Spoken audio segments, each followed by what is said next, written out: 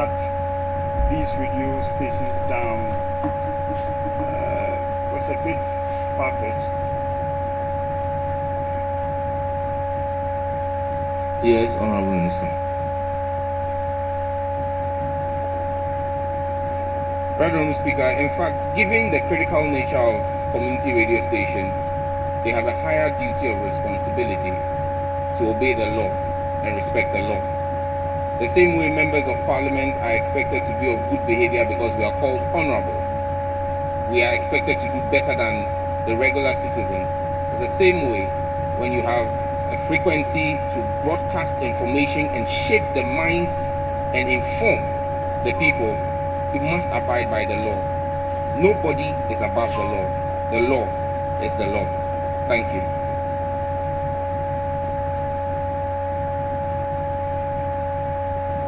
Yes. Honorable Minister, are there plans to allocate more spectrums this year? Honorable Member, the question is on closure. Yes, so I'm talking about community radio stations. The question brought to the Minister is on closure of some radio stations. If you want to know from the Minister, the plan to open fresh radio stations currently part of this question. Thank you very much.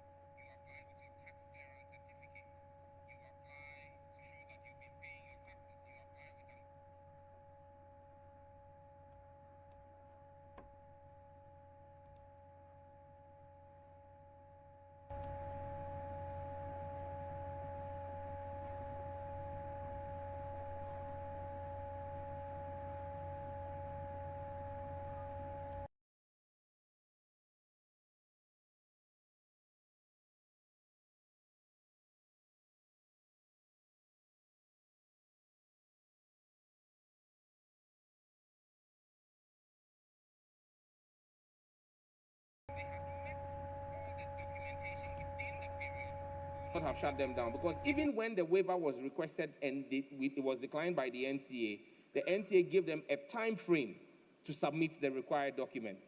So when you submit before the 90 days, it gives you the opportunity to start the process. But you must make sure you submit completed documentation. Because what I must be clear about is the regulator will not allow you to abuse the system of the system of renewal, such that you just put in an incomplete application to hold the hand of the regulator and continue broadcasting when your documentation is not complete. If you apply for renewal, we would check the documents. If they are up to date, we will renew it. If they are not complete, you'll be given a timeline to submit your completed documents. I thank you. Right Honorable Speaker, just a follow-up question. So by your answer, is there a specified period and in law that is required of the NCA to consider your application when you submit them? Do you have a specified period, or is it open-ended, that they have the luxury of time to consider your application anytime they please? Honorable Member, your question is, if the application is submitted, is there a time period within which the NCA is supposed to look at the application? Yes, Honorable Minister. Mr. Speaker, 90 days. That's why you are asked to apply 90 days, at least 90 days before the expiration, so that at the time your license is expiring, the NCA would have completed its processes and renewed your license. Because do not forget that the fact that you operate even one day without a valid license is a breach of the law. And a typical example of that is Asasi Radio, which operated for a period of about 10 weeks in 2024 after their license had expired, and only did an application 10 weeks later. It means in that 10 weeks, they were operating illegally without a license. So 90 days is the period. You apply, we renew, and then you have a transition. Thank you.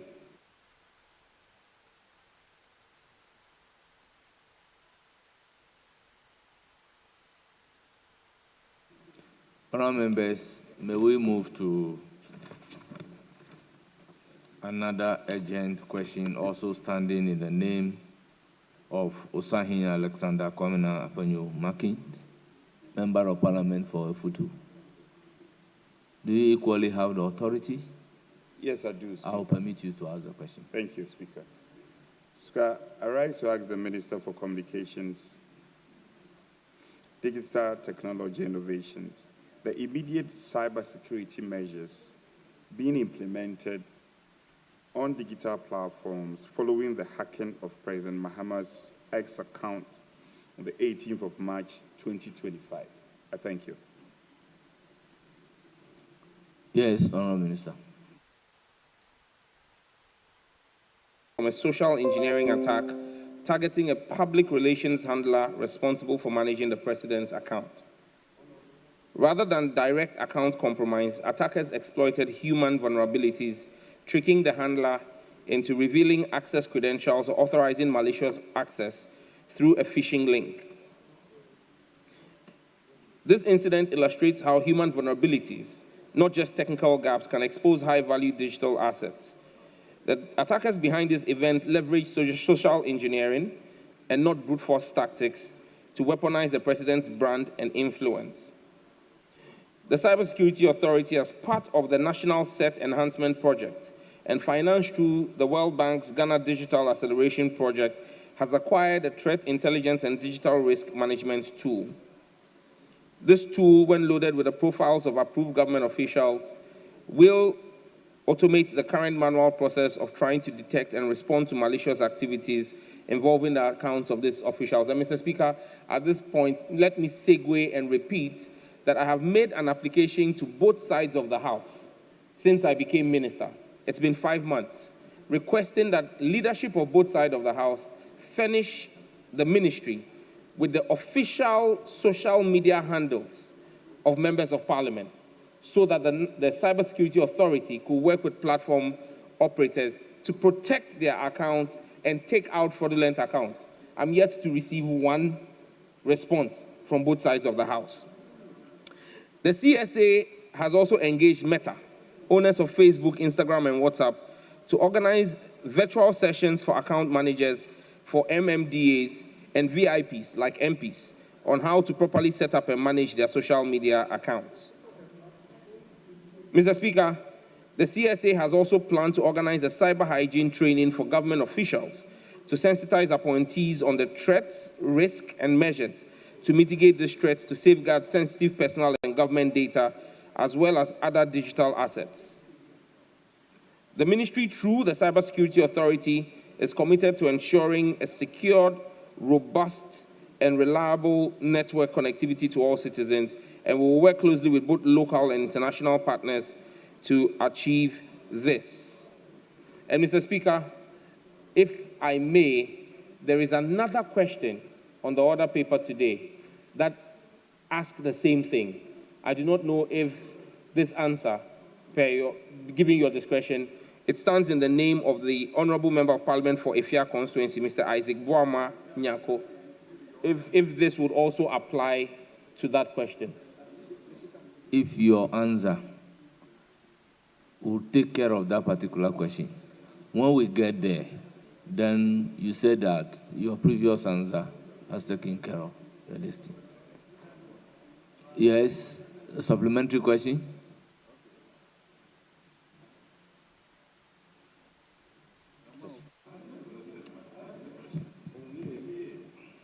Mr. Speaker, thank you very much. Mr. Speaker, with your indulgence, I just want to plead with you. Let's exhaust a supplementary question from the question. I want to make an intervention before he comes in. The minister has another 5 questions to answer. So I just want to plead with you, if you can limit the supplementary questions to win 1-1, looking at the time. Very well. I'm just pleading with you. Very well.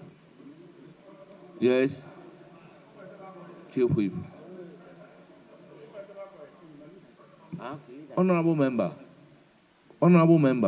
please. Honourable member, these are issues to be resolved between leadership. You don't put on your microphone to say open tema kwai. Mr. Speaker, it was an accident. Honestly, it was an accident, Mr. Honourable Speaker. Please, Minority Chief Whip. Speaker, if you indulge me, my good friend, the minister, was expected to answer the question. Then he made some passing comments I find quite interesting. And as the whip of my side, I have not received an official communication to that effect. So if he will reach out to us officially, we will be glad to respond to him duly. In respect of getting social media account, official social media account of members. Yes. Speaker, just for the records. Now, my question will be, were there incidental vulnerabilities that were discovered in respect of the President's X account? And if there were any, have you resolved it permanently, or it is work in progress? Yes, Honourable Minister. Mr. Speaker, all vulnerabilities related to the President's X accounts have been dealt with decisively between the Cybersecurity Authority, the handlers of his account, and the operators of the X platform. No further vulnerabilities exist. Thank you. So I further wish to know from the minister if the hacking went beyond the President's X account and got into the general digital infrastructure of the country. And if it was the case, can he confirm or deny? Yes, Honourable Minister. Mr. Speaker, there is absolutely no indication of any compromise of our digital infrastructure as a country. It remains as robust as it has always been. And when it came to the President's account, within 26 hours, we were able to work with the platform operators to recover full control of the account. Thank you. So, yes. I will not seek the opinion of the minister, because that offends our rules. On the 26 hours, I put it to the minister that for a whole ministry to use 26 hours to secure or contain Then, in that case, you are violating Standing Order 88. Speaker, would you listen to me? Well, the way you have started, you asked me whether would that offend the rules or not. Let me provide a guideline based on which you can proceed. 88.7. A member in asking a question shall not address the House, raise any argument, C, offer an opinion. So you may proceed to ask the question, being guided by Order 88.7. Thank you. Speaker, the minister says his outfit used 24 hours to, was it 26? 6 hours in containing the situation. Does it appreciate these number of hours as excessive in terms of the fact that it had to do with the first gentleman of the land? Does it appreciate it as excessive hours used in containing the situation? Yes, Minister. Mr. Speaker, the platforms are not owned and managed locally. They're not owned by Ghana. X is owned by its majority shareholder, Elon Musk. Mr. Speaker, within 3 hours of the breach, and my answer was that it took us 26 hours to get full control of the account. But within 3 hours, we had reached out to our point of contact in X, and X had immediately taken control of the account. However, the standard operating procedure is that they will do an analysis of the breach to determine whether it was a social engineering attack or a system vulnerability. Now, that is the preserve of the platform operator. And so they had to do their work, do their analysis, and we involved, because of the individual involved, the first gentleman of the land, we involved law enforcement, both here in Ghana and in the US. And so the FBI also got involved in the case. And so all of that had to be cleared before full control was reissued to Ghana or to the handlers of the president. So it's not that for 26 hours there was no control, but that's the time it took for the platform operators to finish their own threat analysis and restore control. And this is something anybody who's used Facebook, which is another platform, when your account, you make a complaint, at times it takes about 48 hours for them to do their own analysis and get back to you. That's outside of our control. I thank you.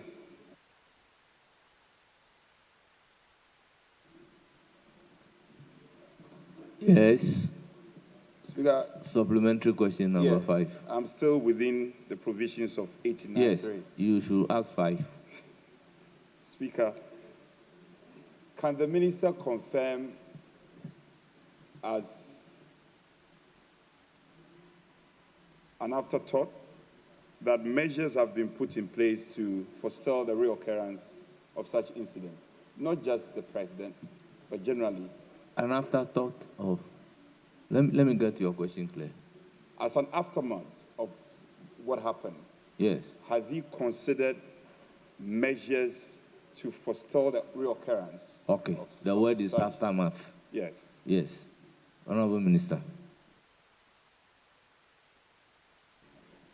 Mr. Speaker, yes, we have taken adequate measure to ensure that the handlers of the president's accounts and by extension all government officials, and if we work with Parliament, all public officers of Parliament will have their accounts protected. I stated that we had just secured a threat intelligence tool under the GDAP program to boost our capabilities as a country handling such occurrences. So yes, we have taken adequate measure post the event. I thank you.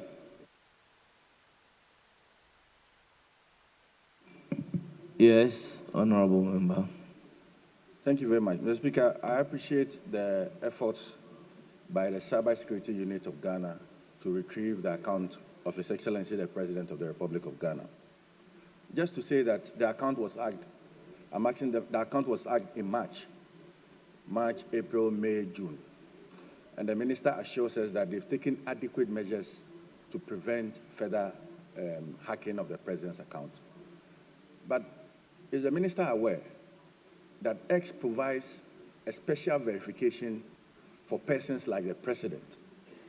There's a grave verification. As we speak, since the day the president's account was hacked, the president still has a blue verification, which means that somebody just paid for it. And Honorable member, what is your question? So my question is that what steps is he taking to get the president a grave verification, the very thing that he intends to do for members of parliament? Thank you very much. Very well. Minister. Mr. Speaker, let's be clear. There is no difference in the security architecture for blue ticks or gray ticks. There's no difference. When you look at the security measures for blue-ticked accounts, gray-ticked accounts, yellow-ticked accounts, it's the same level of security architecture that X provides to all of those verifications. All it does, the color coding does, is to identify one as a public officer, one as a corporate institution, and one as a politically exposed person. It is the decision of the handlers of the president at this point in time to maintain the blue tick. But that in no way compromises the security architecture around it. And let me reiterate the fact that the Cybersecurity Authority is on top of its brief relative to the president's social media handles. Thank you. Yes. Mr. Minister, does His Excellency the President manage the account by himself? Thank you. Yes, Mr. Honorable Minister. My understanding is that that is a matter of national security, and so I'm unable to answer. Thank you. Honorable member, let me read the relevant rules. Any other member may be allowed to ask not more than 2 supplementary questions. So you may be allowed. It's not an automatic right. We feel I am entitled to. It's not your entitlement. You may be allowed. So that is up to the discretion of the Speaker. Honorable members, let's move to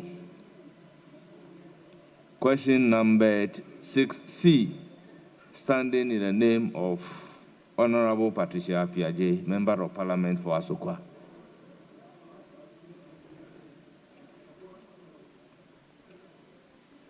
Speaker, fortified with Order 883, if respectfully I have your leave to ask the questions on behalf of, because she is directed, I have the authority. Honorable Member, Order 883 cannot fortify you. If you have the authority, say so. Speaker, I have the authority, and I ask permission to ask. Based on the authority, permission is granted. Very well, Speaker. Speaker, I rise to ask the Minister of Communication, Digital Technology and Innovation the projected timeline for the completion and full operationalization of the Digital Youth Village, DYV, project at the University of Ghana, which is currently at 70% completion. Thank you very much, Speaker. Honourable Minister. Mr. Speaker, the Digital Youth Village is a center of excellence for digital entrepreneurship and youth skill development. This center will connect policy, academia, and industry through hands-on training and business incubation, creating an environment where Ghanaian youth can thrive in the digital economy. The DYV will operate through 5 thematic and specialized hubs, each addressing a critical sector of digital transformation, as outlined in the digital economy policy: agri-tech, health tech, edu-tech, e-commerce, and fintech. The expected completion time for physical construction is September 2025. The expected time for operationalization is October 2025. The Ministry of Communication, Digital Technology and Innovation has requested we requested for and are awaiting commitment authorization from the Ministry of Finance to pay outstanding IPCs submitted by the consultant. Government is currently auditing the project as part of the audit of projects from the previous government. This has affected IPC 6, 7, and 8. IPC 9 and 10 have also since been submitted by the consultant for processing. Once these IPCs are paid, the contractor can complete the work as scheduled by September 2025. The ministry is hopeful that operationalization can commence within the new academic year. And as part of the budget approved by this House, an amount in excess of 80 million Ghana cedis has been approved for the completion of this project. Thank you. Any supplementary?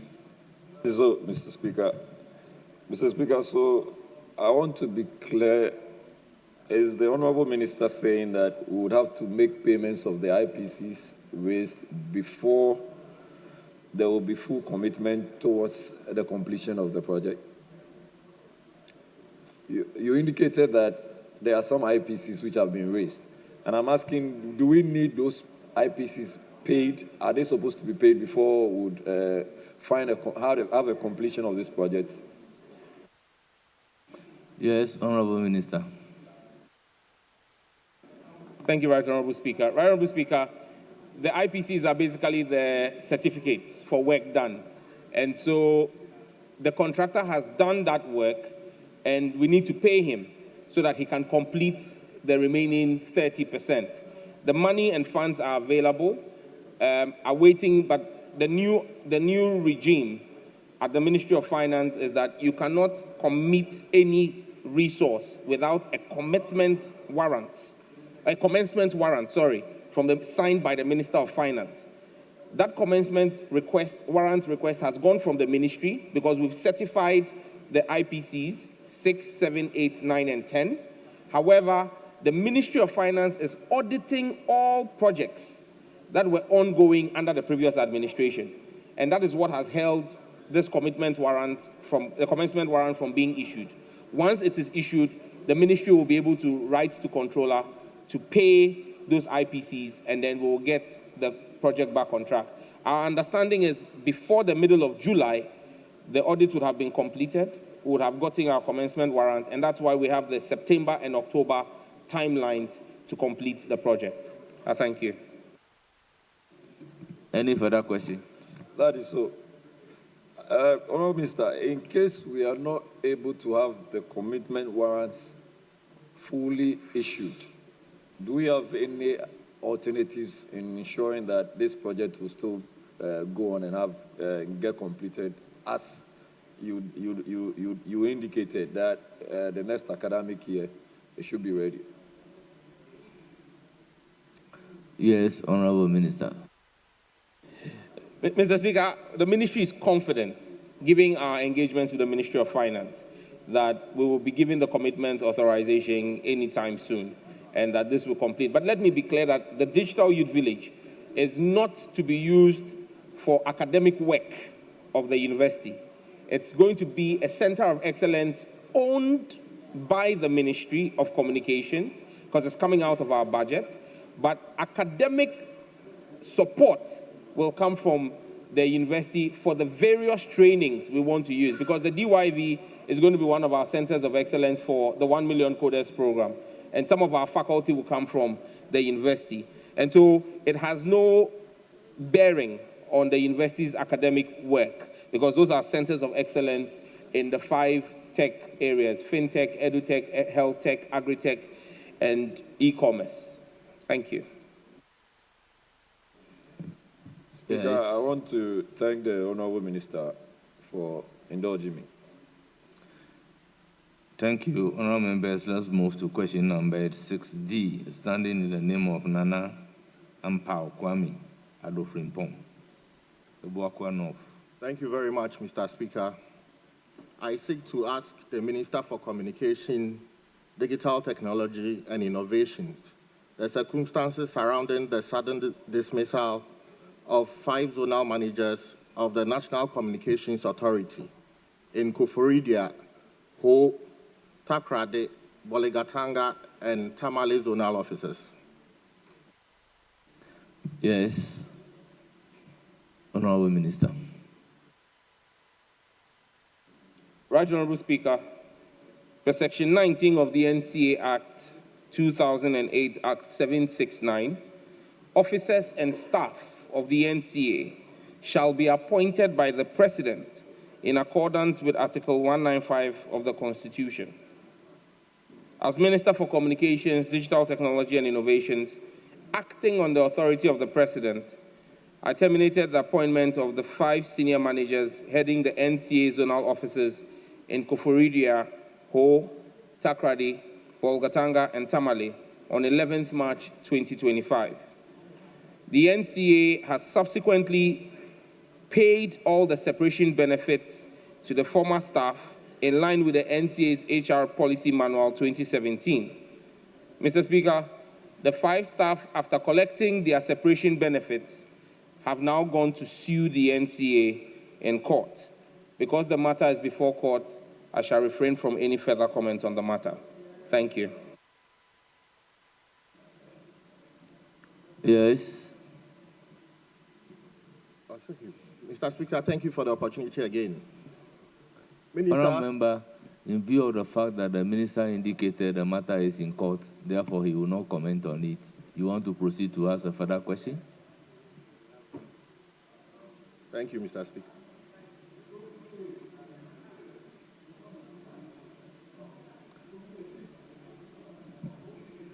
Yes, Honourable Member. Mr. Speaker, my question has nothing to do with the matter before court. I just need confirmation from the minister that the president, is it the president that asked him to dismiss the 5 zonal managers? That is all.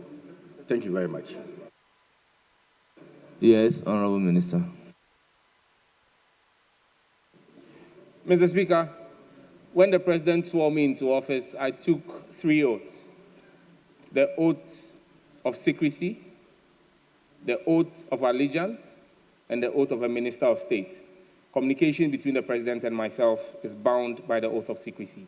Thank you. Mr. Speaker, this is a house of... Please. Sorry, Mr. Speaker. You have no opportunity of asking another supplementary question. So let me give the floor to Honorable Befi. Thank you, Mr. Speaker. Mr. Speaker, this is the House of Records, and this is the Parliament of Ghana. I think we have a responsibility towards our constituents and Ghanaians in general. We want the minister, with your leave, to answer the specific questions. Thank you very much, sir. Honourable Member, in view of the fact that I understand what the classified information is, I'm unable to grant the leave. Yes, Speaker. Can I please, Mr. Speaker, can I please ask another subsequent question, please? No, you are entitled to one supplementary question. No, let me just ask one, just one, sir. One supplementary question. Please, let's move to item numbered 6E. Standing in the name of Honorable Charles Isuako Owuredu, Member of Parliament for Ibrim. Thank you, Mr. Speaker. I rise to ask the Minister for Communication, Digital Technology and Innovation to provide details on the terms of the agreement with Canada-based Rectron Group for the acquisition of a 60% stake in AT Ghana, including the financial valuation, safeguards for national interest, and measures to ensure that the deal enhances telecommunications infrastructure and affordability for Ghanaians. Thank you. Yes, Honourable Minister. Mr. Speaker, as Parliament may recall, the government of Ghana in 2021 acquired 100% shareholding in the joint venture vehicle called AT Ghana. In acquiring the company, the Akufo-Addo-led government accepted liability in excess of $200 million. This debt has negatively impacted the operations and viability of AT Ghana and inhibited growth of any kind. Since assumption of office as minister in February this year, I have set out to meet the creditors of AT Ghana, to restructure the debt portfolio and determine the future of the company. My office has received a number of proposals and have studied same. In May this year, the ministry signed an MOU with Messrs. Afritel Rectron to explore the possibility of a partnership arrangement for the management of the company. At the moment, Mr. Speaker, the ministry has not entered into any agreement with Canada-based Rectron Group. And so, in direct response to the question, I am unable to provide any details, as there is no agreement to provide details on. Thank you. Yes, supplementary question. Mr. Minister, per the MOU that you've signed with Rectron, can you tell us if the company Rectron do have any track record in the communications space? Thank you. Yes, Honorable Minister. Right, Honorable Speaker, as this is an ongoing engagement between the representatives of the ministry, Messrs. KPMG, and Afritel Rectron, and again, it's not Rectron. There is Rectron as a company, but the consortium that is dealing with the ministry on an MOU is called Afritel Rectron. I'm unable to go into the specifics of or pass judgment on the capabilities of a partner we are in conversation with. That will be acting in bad faith. Thank you. Yes, Honorable Member.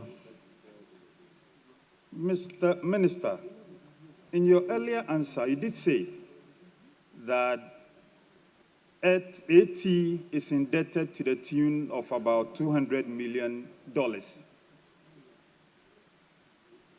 Are we sure that with the coming in, if the MOU if the final agreement is signed with this company will be able to invest in AT in such a way that AT can stand on its feet and then match companies like the MTN?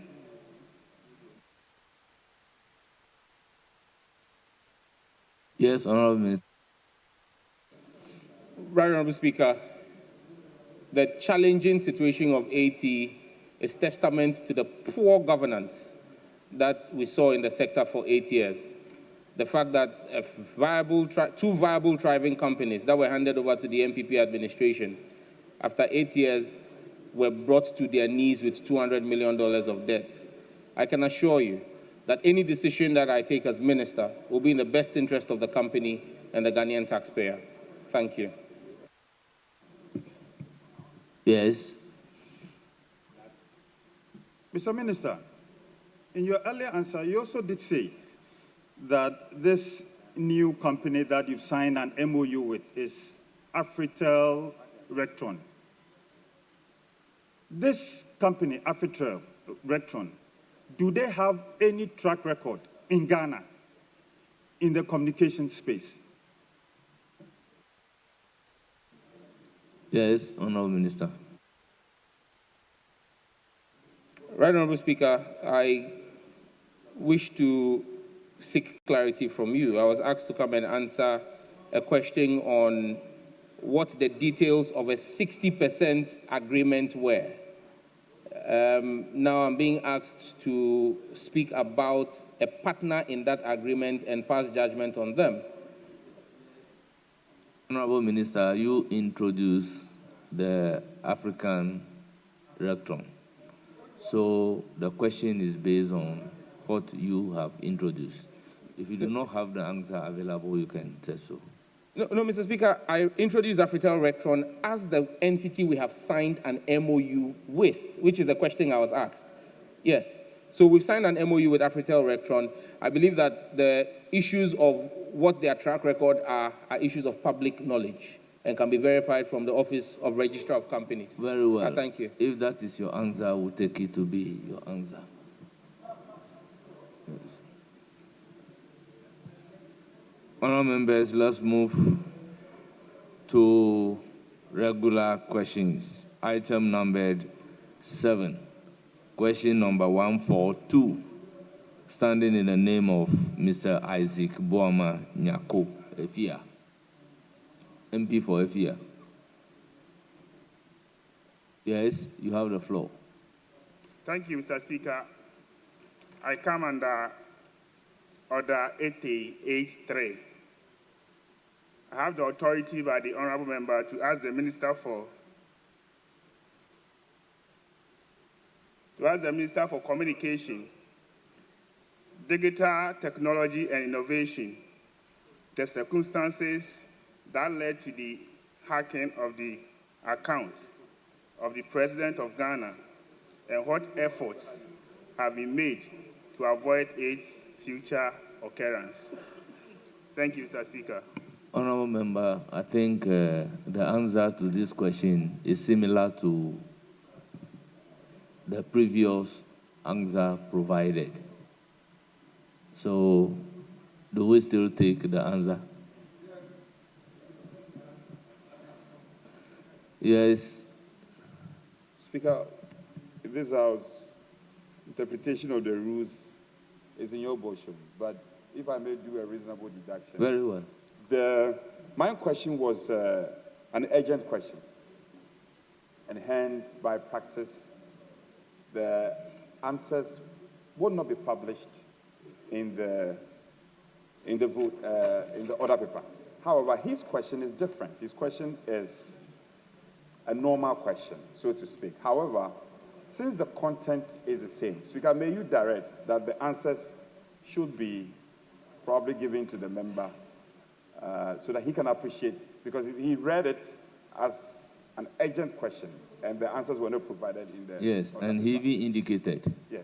that in view of the fact that the answers that he's providing will be the same answer to question number 142, should he take the two together? Then I indicated to the minister that when we get there, we would address the issue. So it's already gone into the record that the answers which are being provided to the question that you asked would as well answer question number 142. Can we make progress? Certainly, yes, Speaker. Yes. We should make progress. So question numbered 238. Standing in the name of Honorable Peter Lanchiri Tobu, Member of Parliament for Wa West.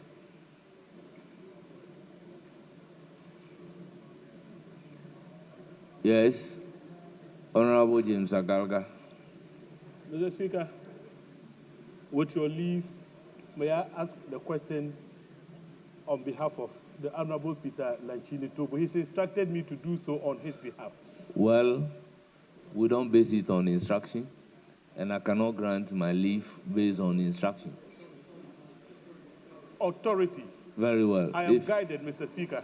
Very well. If you have his authority, permission is granted. Mr. Speaker, I rise to ask the Minister for Communication, Digital Technology and Innovations when the over 50 communities, which include the following, will have network connectivity. I, Dabo, I, Gurungu, I, Ku, Chili, Yiri, V, Vieri, V, Lase. Yes, Honorable Minister.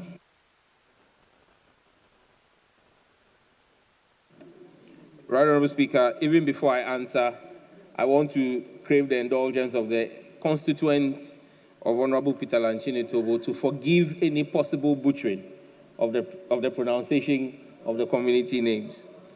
But GIFEC, the Ghana Investment Fund for Electronic Communication, has completed the construction of 9 sites in Kekelepari, Sanuri, Banpama, Donye, Jagu, Nirekuting, Lasia Tolu, Benrinyasi, and Wechao Bao.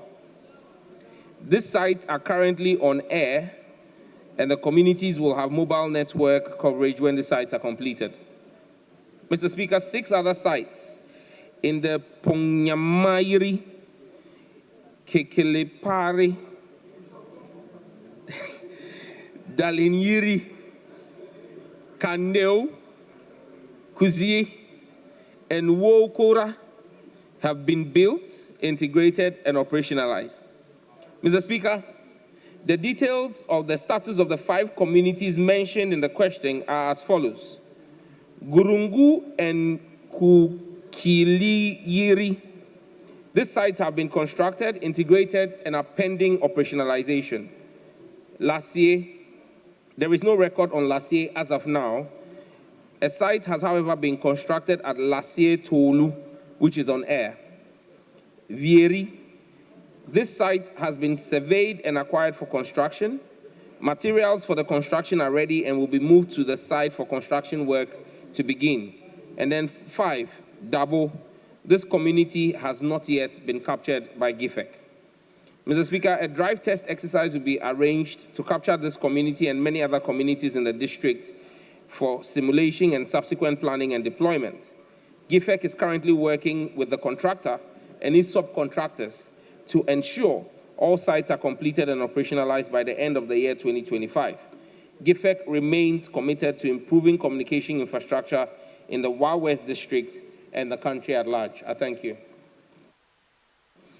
Mr. Speaker, on behalf of the people of Wa West, I would like to thank the Honorable Minister for the efforts he's making towards ensuring that the communities listed get connectivity. Thank you very much. Honourable members, question time has ended.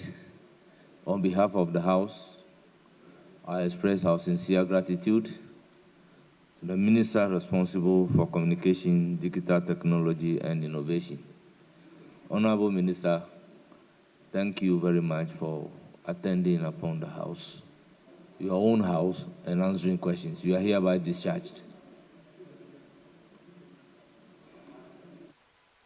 Yes, Majority Leader.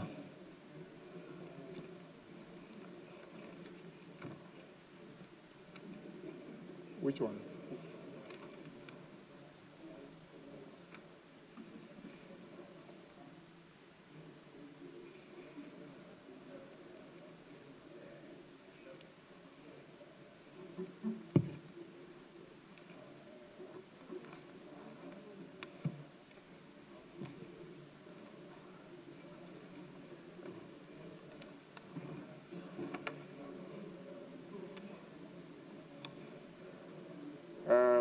We'll take 11, a procedural motion.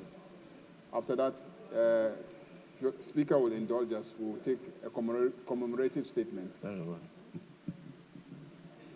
Yes. Speaker, he should start off with the procedural motion and take the substantive motion before we go to statement. The procedural motion will just pave way for the substantive motion. We don't have to do the procedural motion and go back to statement and come back to the substantive. Mr. Majority Leader, you don't want government business to be done. Speaker, is it the case that the Majority Leader is stalling government Honourable business? Member, item numbered 12 is consequent upon 11. Yes, so Speaker, once 11 is taken, it's a matter of course.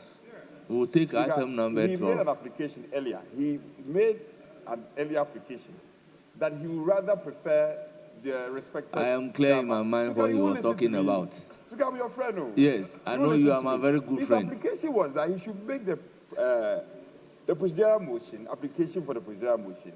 When it is done, then we'll go and take statement before we come to the main substantive motion. What is that? I didn't get and it I'm that way. questioning whether the government... Well, we have to exhaust this item, 11 and 12. Speaker, can you listen then to we me? Come to statement. Speaker, can you listen to me? Is it the case that the Majority Leader is sabotaging government business? Is that the case?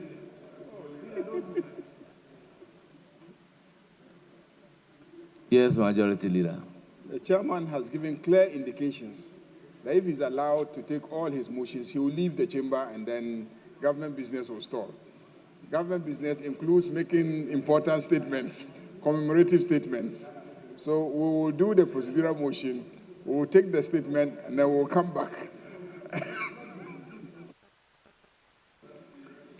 Item number 11 at page 4 of today's order paper. Motion, Chairman of the committee. Thank you very much, Mr. Speaker. Mr. Speaker, I beg to move that notwithstanding the provisions of Standing Order 1041 of the Standing Orders, which requires that a motion shall not be debated until at least 2 sitting days have elapsed after the notice to move the motion is given, the motion for the adoption of the report of the Committee on Subsidiary Legislation on the Corporate Insolvency and Restructuring Regulations 2025 may be moved today. I so move, Mr. Speaker. Honourable members, motion ably moved. Any seconder? Mr. Speaker, second the motion. Honourable members, motion moved and seconded. This is a procedural motion. The question, therefore, is as many as are in favor of the motion say aye. Those against say no. The ayes have it. The motion is accordingly adopted. Honourable members, motion numbered 12. Chairman of the committee, you may now move motion number 12. Mr. Speaker, I beg to move that this House adopts a report on the Committee on Subsidiary Legislation on the Corporate Insolvency and Restructuring Regulations 2025. Mr. Speaker, I present the committee's report and ask that the Hansa Department captures the entire report as having been read. Mr. Speaker, the background to this regulations, that's the Corporate Insolvency and Restructuring Regulations 2025, is being enacted to support the effective implementation of the Corporate Insolvency and Restructuring Act 2020, Act 1015, together with the Companies Act 2019, Act 992, and the Chartered Institute of Restructuring and Insolvency Practitioners Act 2024. Mr. Speaker, the purpose of this LI is fundamentally to establish clear thresholds for determining a company's inability to pay its debt or fulfill other financial obligations, Mr. Speaker. It also sets out the procedures for convening a meeting of creditors and a watershed meeting. Furthermore, Mr. Speaker, it outlines the purposes for the appointment, removal, resignation, and replacement of insolvency practitioners, prescribes the necessary reporting mechanisms, and addresses any additional matters required to ensure the effective implementation of the provisions of this Act. Mr. Speaker, paragraph 7 deals with the prelaying considerations of this instrument, and the committee concluded that in the light of the aforementioned, it was satisfied that the instrument meets the legal requirements as specified in the relevant laws, and accordingly recommends to the House to adopt its report for the Corporate Insolvency and Restructuring Regulations 2025 to come into force in accordance with Article 11.7 of the 1992 Constitution. I so submit, Mr. Speaker. Motion move report presented. Any seconder?